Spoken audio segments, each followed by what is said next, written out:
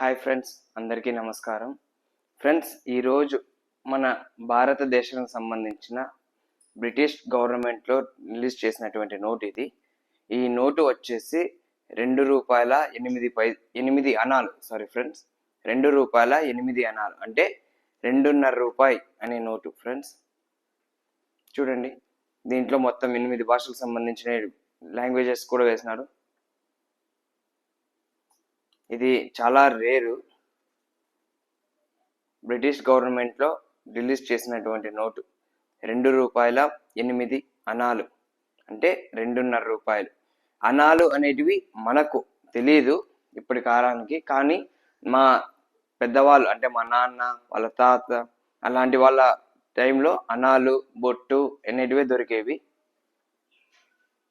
Okay friends, please subscribe Lalu mini videos all in one. Thank you.